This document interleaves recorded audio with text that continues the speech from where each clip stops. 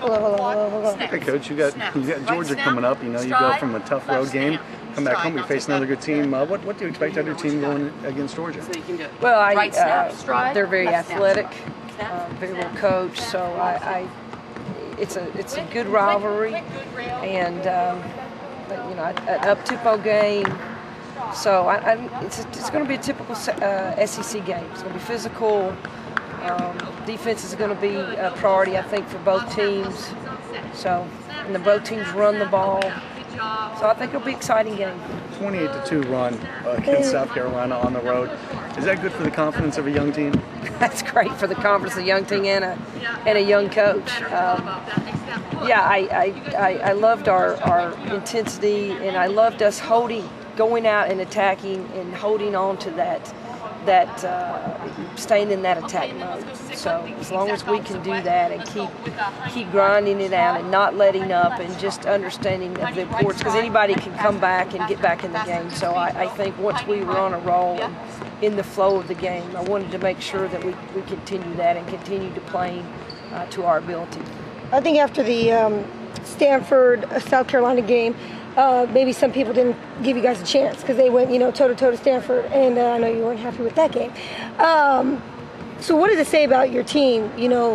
Maybe people doubted them, thought they were going to come out there with a loss, and they come in. Second half was ridiculous. First half, it looked like maybe a game that people thought it would be. Yeah, that's a great point. Yeah, they did. They played Stanford well, and I think that once we settled down after the first half and we decided to do the things that we do, and I said before the game, it's our will, our way, and we needed to play our way, and that's aggressive on the ball, aggressive defense, attacking, rebounding on the offensive end, taking good shots. So I think once we settled down and played the way we know how we can play or should play, we saw some good results. I know people may be giving the game ball to Izzy because she had a big game, but just to see Tabor knocking down shots, how important was that game for her? Well, I think it was a great confidence builder for Tabor. I think she got good looks and she knocked them down, and I was very pleased with her defensive effort. Was probably one of the best that she's played this year. So as we know, Izzy played a really good game. I think Tabor was just equally as important. So we're very proud of Tabor and her efforts. Holly, it was 21-9 rebounding at halftime. You out-rebounded them 30-19 in the second half. What did you say at halftime? Well, we just emphasized what we needed to do and how we play, and that's rebounding, pursuing the basketball, and make sure we've worked a lot of keeping our opponents off the offensive glass. So we addressed that as well. And I think they understood and got the message loud and clear. Can you remember a time you didn't have a single offensive board at halftime? I can't. Are they lucky Pat Summitt wasn't on this trip maybe for that kind of stat? Well, I don't know. I think that hopefully I took care of it at halftime without Pat Summitt there. So did you channel some Pat Summitt maybe? No, I just wanted to. I got my point across. Let's just say that. All right. Holly, could you talk about Georgia? They're playing a lot more players this year and spreading out the minutes. What do you see that in terms of making a difference with how they might play on Sunday? Well, I think they're playing up tempo. They're trying to press us and control the tempo. So I think he wants to run the ball, and he's doing a lot of different things defensively. And I think that I would assume that he understands that he needs to play a lot of people to play the tempo that he wants to play. Just as that's how we understand it as well. How before your kids play 34 or more minutes, do you envision that being the way it plays out? Or do you want to spread those out? I would like to spread them out, but I want to get a win and I want to get production. And I think the other night we played people with a lot of minutes because they were producing and doing what we wanted them to do. And so if we have to do that, we'll understand our style and may have to back up off some. Yesterday we didn't go real hard yesterday because of the minutes, and we'll probably go harder today just because we've had a little bit of a rest. Did you see any after effects day after with kids playing that many minutes? Actually, I didn't. But like I said, we had a pretty light practice yesterday. We only went an hour and watched film too. So I didn't want to to press this. They did the rehabs and then they lifted weights, but today I think that, like I said, we'll go harder, but I haven't seen anybody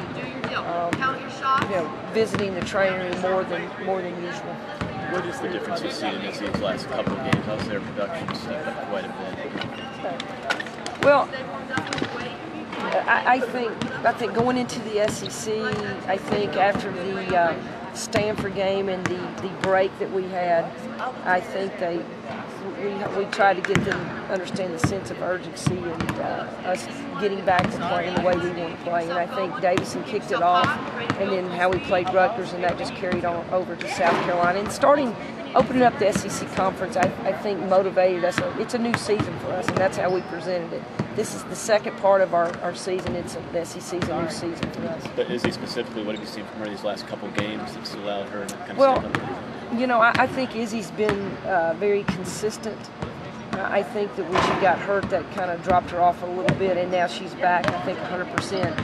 And we're going to Izzy. She knows we're going to her, and she knows the importance. And we've talked about it, of her playing well and our need for her to establish an inside game.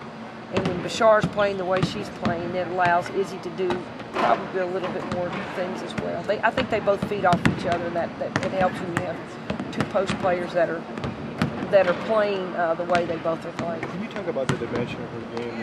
She can go off the dribble a little bit and kind of come out and hit a mid-range shot. She really has a little versatility. Dan, she has great versatility. I mean, she's not just I'm on the block, I have my back to the basket. And I think what makes her a difficult guard is she can step away, she can face up and shoot, face up and drive. And when you can do those things as a post player, it's hard. You're difficult to defend. So I think that has stepped up her game as well. So I haven't told her don't. Only when it's time and possession would I tell her, Izzy, don't take that shot at the high post. But she knows she has that freedom to do that, and I love when she drives to the basket as well. Coach, some people say she's the most improved player on this team, but I'm sure you knew what she was capable of. She was just on the bench sitting behind some All-Americans last year. I think last year she, as freshmen, you come in and you recruit them to play, and I think she at first had a hard time sitting and watching Glory Johnson and Vicky Ball playing behind two great players, one All-American. So I think once she understood that, I think she really took things in, absorbed what they did, what they said, how they practiced, how they act, and I think this summer was huge for her. She went and got serious about her game, and I think now you're seeing the results of the past year and a half. Coach, do you think the post players, they look good last game? Do you think that they sense that they have to step up now with Burdick out? Do you think the post players now know that they have to play a little extra minutes and a little extra aggressive? I think they understand our style and what we want to do. We've always wanted to play inside out. It's very important that they start the game playing well because it opens up the outside. So it may be with Sierra out, maybe just a motivation in itself, a teammate out and wants to play for her. Whatever they get motivated about or for, that's great, as long as we are productive and play hard and we get the end result. Is there any update on Burdick when you expect her back? I don't. I think it's just going to be like a week-to-week basis, and I don't know the details, but I think it's still 4 to 6 weeks. That's what I'm hearing. Do you think Tabor being a senior, question. It kind of seemed like it was her best game. She knew she had to step up. She was, in for Burdick. Do you feel it's because her senior leadership maybe kind of translated on the floor in the last game? Well, I think Tabor has been put in so many different roles, and I think now she understands she has to step up. She has the opportunity to play a lot of minutes, and I think she took it and ran with it on South Carolina. So I hope this is a sign or a beginning for her that not only she's going to be a leader, a vocal leader on and off the floor, but now she can do that with her actions. Awesome. Thanks, Coach.